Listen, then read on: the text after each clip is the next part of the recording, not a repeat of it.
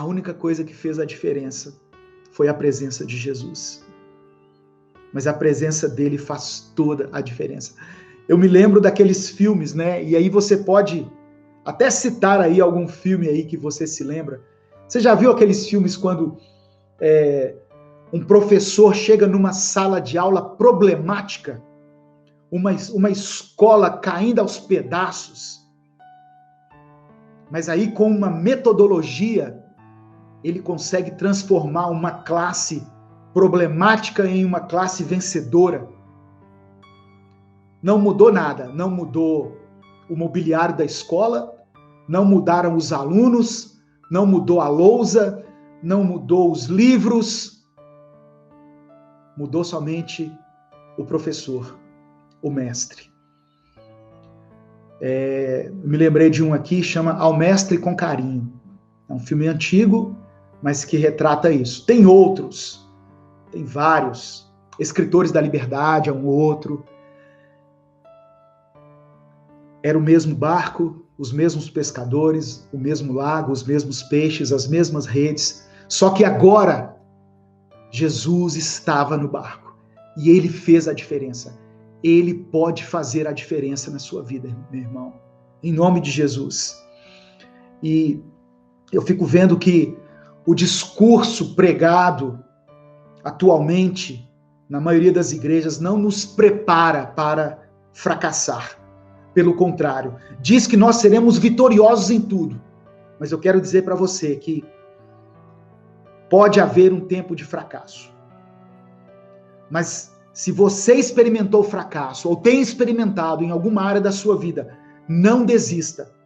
Navegue para águas mais profundas. Versículo 4. Quando acabou de falar, quando Jesus acabou de ensinar, primeiro veio o ensino, primeiro veio a palavra, né? Mergulha aqui na palavra. Quando Jesus acabou de ensinar, ele disse para Simão: vamos para águas mais profundas. E ali você vai lançar novamente as suas redes. Para nós recebermos as vitórias que Deus tem para nós, precisamos nos aprofundar no nosso relacionamento com o Espírito Santo. Muitas pessoas chegaram no Evangelho e somente molharam os pés, mas Deus quer que nós mergulhemos de cabeça. É um engano achar que basta você ter levantado a mão um dia, feito uma oração de confissão e está tudo certo. Não. Aprofunde-se no seu relacionamento com Deus, com Jesus, através da palavra. Todos aqueles que têm um encontro com Jesus mudam de vida. Águas profundas fala de nos envolvermos mais, de consagrarmos mais a nossa vida, inteiramente a Deus. As grandes vitórias de Deus são para aqueles que o buscam com intensidade. Jeremias capítulo 29, versículo 13, diz assim: buscar-me-eis e me achareis quando me buscardes com todo o vosso coração. Oséias capítulo 3, ou melhor, capítulo 6, versículo 3, a parte A, diz assim: então conheçamos e prossigamos em conhecer ao Senhor. Amém? Glória a Deus. Louvado seja o nome do Senhor. E para encerrar, já caminhando para o final dessa palavra, no versículo 5, uma coisa que me chamou a atenção aqui. No versículo 5, Simão, que depois se chamaria Pedro, ele se dirige a Jesus como mestre. Ele fala a Jesus, ele se dirige a Jesus como mestre. É o que está escrito. Lucas 5, versículo 5. Mas no versículo 8, depois que Jesus operou o milagre, depois que eles pescaram muitos peixes, Simão se refere a ele como Senhor e reconhece a si mesmo como pecador. Deixa eu ler com você versículo 8. Quando Simão Pedro viu o que havia acontecido, ajoelhou-se diante de Jesus e disse: Senhor, afaste-se de mim, pois eu sou um pecador. A leitura é Lucas 5, do verso 1 ao verso 11. Então, nós vemos aqui uma mudança. Tem coisas que passam quase que imperceptíveis quando a gente lê a Bíblia. Mas primeiro Simão chama Jesus de mestre. Ou seja, é alguém que sabe ensinar, é alguém que tem muita coisa boa para ensinar. Mas depois do milagre, Pedro o reconhece como Senhor. Ele estava ali diante, não de um mestre, não de uma figura qualquer da história, como foi Buda, como foi Confúcio, como foi Maomé, Allan Kardec, não. Ele estava ali diante do próprio Deus. Por isso que ele falou depois: Tu és o Cristo, o Filho do Deus vivo. Todas essas pessoas que eu mencionei, esses líderes das grandes religiões, todos eles já morreram. Jesus está vivo. Jesus é o próprio Deus. Então, quando Pedro percebe isso, ele quer se afastar, porque ele se reconhece como alguém que é pecador. Nós somos pecadores. Paulo escreveu aos Romanos que todos pecaram e afastados estão da glória de Deus. Mas Jesus, na sua infinita misericórdia, não só perdoa os nossos pecados, como também nos faz pescadores de almas, pescadores de homens. E é isso que ele diz ao assustado Pedro: Venha comigo, vinde após mim, e eu farei de você um pescador de homens, um pescador de almas. Nós vemos aqui refletida nesse texto a santidade de Jesus, a santidade de Deus e a miserabilidade humana, porque somos pecadores. Mas Deus, por causa do nosso pecado, enviou seu Filho Jesus para morrer por nossa causa. E Ele nos chama hoje a caminhar com Ele. A palavra diz que em seguida eles deixaram tudo para seguir a Jesus. Depois que eles presenciaram aquele milagre, eles abandonaram tudo para seguir a Jesus. Peixe já não importava, barco já não importava, rede já não importava. O mais importante para eles era seguir a Cristo. E isso é o mais importante da sua vida. Você pode estar experimentando fracasso. Decida hoje seguir a Jesus. Eu não estou falando que todas as coisas vão se resolver, mas Deus fará com que você tenha força, com que você tenha o sustento, com que você receba o conforto, o consolo, o poder do Espírito Santo, e a sua vida será renovada, a sua fé será consolidada. Você pode viver um tempo novo, um tempo de sucesso com Deus. Eu não estou falando de sucesso financeiro, não estou falando que tudo vai se resolver na sua vida, não. Mas com Jesus no barco, você vai experimentar grandes vitórias. Essa é a palavra que Deus tem para a sua vida hoje. Receba essa palavra em nome de Jesus. Eu quero orar por você. Nesse momento, eu quero orar. Se você quiser, se você sentir no coração, coloque nos comentários o seu pedido de oração. Aquilo que tem afligido você. As áreas na sua vida as quais você sente que tem fracassado. Jesus manda você lançar a rede novamente, porque Ele pode fazer com que você experimente uma pesca milagrosa, que vai abençoar não só a sua vida, mas os barcos que estiverem também ao seu redor. Amém? Vamos orar no nome de Jesus. Pai amado e querido, somos eternamente gratos, Deus, pela Tua palavra. Reconhecemos que o Senhor não é somente mestre, não é somente aquele que nos ensina, mas também é aquele que nos dá vida aquele que pode fazer um milagre. Por isso entregamos a nossa vida em tuas mãos. Nós decidimos pela fé chamar o Senhor para dentro do nosso barco e te seguir e nos encontrar com o Senhor. Faça parte da nossa história, reescreva os nossos caminhos, ó Deus, em nome de Jesus. Muitas pessoas, Senhor, que acompanham esse culto, ou que vão assistir ele posteriormente, na segunda, na terça, na quarta, durante a semana, têm experimentado fracassos. E experimentar esses fracassos tem trazido no coração dos meus irmãos um sentimento de derrota, de vergonha, de culpa. Mas pela tua misericórdia eu peço que o Senhor venha com o teu Espírito Santo e traga um renovo ao coração dele e ao coração dela.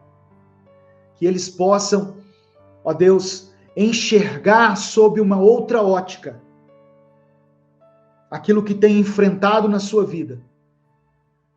Que Jesus faça parte da nossa história, que ele esteja assentado no controle do barco da nossa vida. E pela tua palavra nós lançamos novamente as nossas redes. Consagramos a ti todas as áreas da nossa vida, Deus. Aquelas nas quais temos sido vitoriosos e aquelas nas quais temos fracassado. Se o Senhor quer nos ensinar algo, nos ensine. Estamos aqui assentados junto contigo. Sabemos que o Senhor é manso e humilde de coração e pode ministrar à nossa vida os teus ensinamentos. Eu apresento cada família, Senhor, que está representada por essas pessoas, por essas mais de 1000 pessoas que nos acompanham.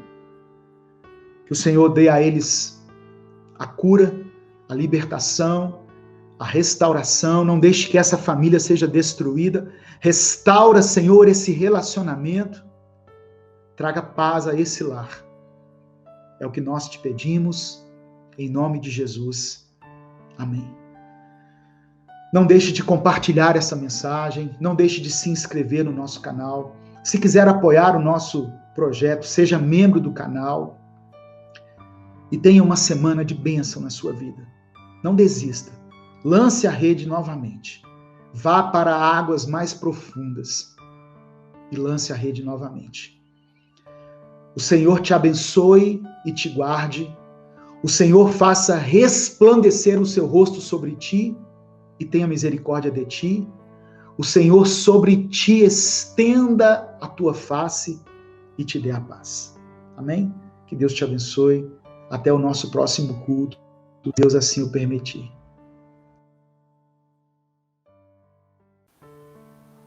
Paz do Senhor, igreja. Deus te abençoe. Pastor Edivaldo Oliveira, falando aqui direto de Belo Horizonte, Ministério Minuto com Deus. Que bom que você está aqui com a gente. Coloque o seu nome e o lugar de onde você está falando. É uma alegria muito grande ter você aqui nesse momento de culto online, porque estamos em meio a uma pandemia. E essa é a maneira que Deus nos possibilita nos reunirmos nesse momento. Eu quero pedir a você que possa compartilhar o link dessa transmissão para os seus contatos. Amém? É uma maneira de você nos ajudar a impulsionar esse culto, para que muitas vidas sejam alcançadas. Eu quero pedir também que você se inscreva no canal, você que ainda não é inscrito, tem um íconezinho aí que você pode se inscrever, tá? E caso você queira apoiar o nosso projeto, você pode se tornar membro e na descrição do vídeo também tem outras formas de nos apoiar. Amém, meu irmão e minha irmã? Em nome de Jesus? Irmãos, tem sido um tempo de muitas perdas, de muito luto. E é claro que vamos orar sim pela família do prefeito Bruno Covas e por todas as famílias que estão passando por um momento de luto nesse momento. Essa semana tivemos que sepultar, né, uma tia da minha esposa, muito querida, muito amada, mas aprove ao Senhor recolhê-la também.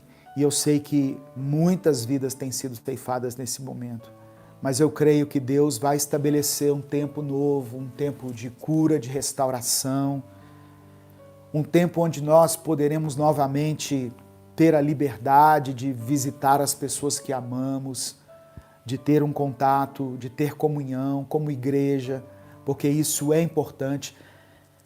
A socialização, ela é necessária, e a falta de socialização tem feito um estrago emocional, psicológico em muitas pessoas, mas infelizmente nós temos que agir assim nesse momento, para que essa enfermidade chamada Covid-19 não se prolifere e não leve mais vidas. Então, até que você seja vacinado, seus familiares, o quanto você puder, fique em casa, se cuide, se tiver que sair, use máscara, tome as providências necessárias e cabíveis.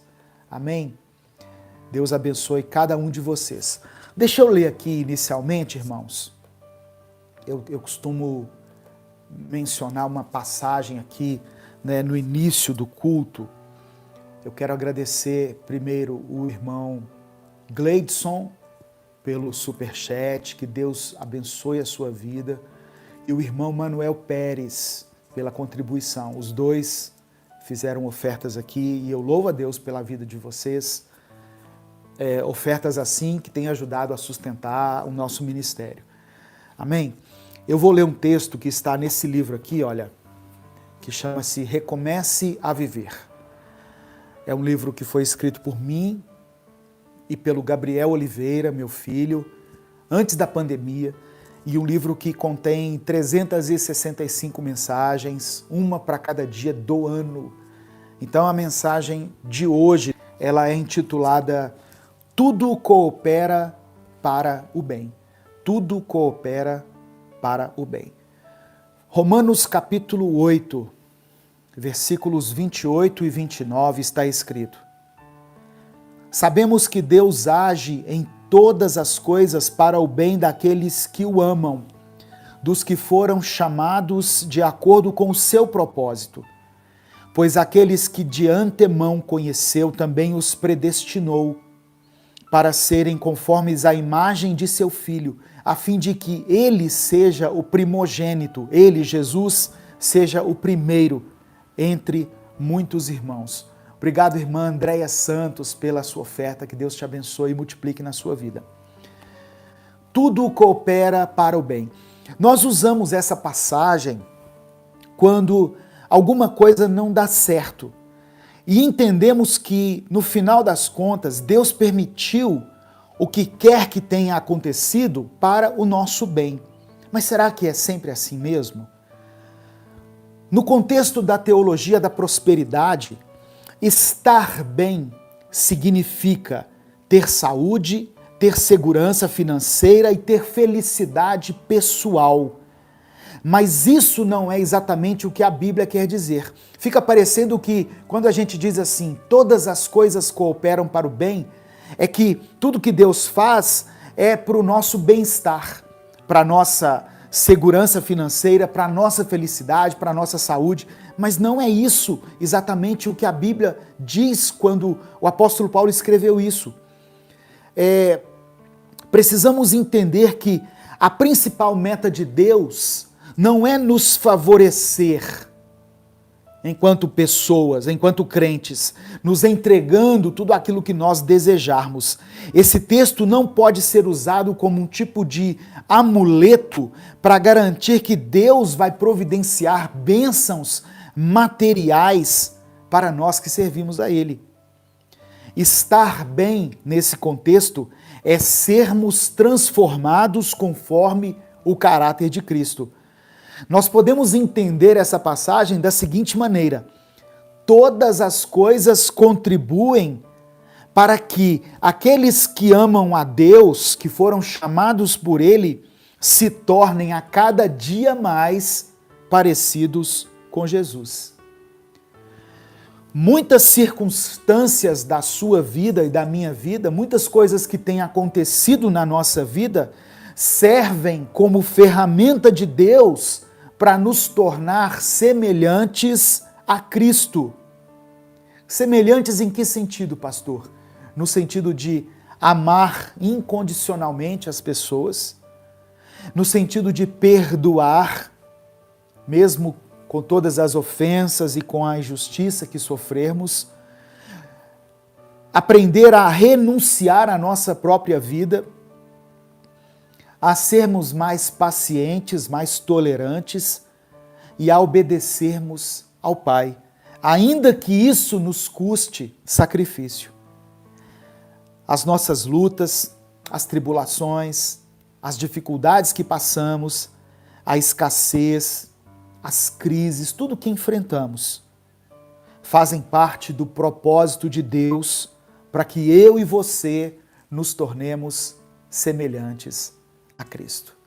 Amém? Então receba essa palavra em nome de Jesus. Em nome de Jesus. Não deixe de compartilhar o link desse culto com os seus grupos, com as pessoas que você quer que sejam alcançadas pela palavra. Vamos orar nesse momento, amém? Em nome de Jesus, vamos orar pelo Adilson Fernandes e por todas as pessoas que estão enfrentando enfermidades e aqueles que enfrentam o luto nesse tempo de pandemia. Pai amado e querido, somos eternamente gratos pela Tua palavra e recebemos essa palavra em nosso coração, Senhor. Cremos que todas as coisas cooperam para o bem, mas o bem no sentido de nos tornarmos mais parecidos com Jesus e não de ter tudo aquilo que queremos, porque nem sempre o que nós queremos é o ideal para a nossa vida. Ó Deus, eu oro por aqueles que estão enfrentando, Senhor, enfermidades. Em nome de Jesus, por esse irmão que vai começar o tratamento de quimioterapia e por todas as pessoas que forem alcançadas por essa palavra, que nesse momento enfrentam algum tipo de enfermidade na sua vida ou na vida de alguém que ele ama, que ela ama. Ó Deus, eu coloco diante do Senhor esse tratamento e peço que o Senhor ministre a cura, segundo a Tua vontade, segundo a Tua infinita graça. Ó Deus, eu coloco diante do Senhor as famílias que perderam entes queridos nessa semana. Que o Senhor possa, através do Teu Espírito Santo, trazer conforto a esse filho, a essa filha, a esse marido, a essa esposa, a essa mãe ou a esse pai que tiveram que enterrar os seus mortos. Que eles sejam confortados no Teu Espírito, que a fé deles não vacile, que eles não deixem de continuar lutando, de continuar crendo na vida. Senhor, nos dê a cura, em nome de Jesus. Nos faça vitoriosos em meio a essa pandemia. É o que nós te pedimos, para a honra e para a glória do Teu nome. Amém e amém. Louvado seja o nome do Senhor.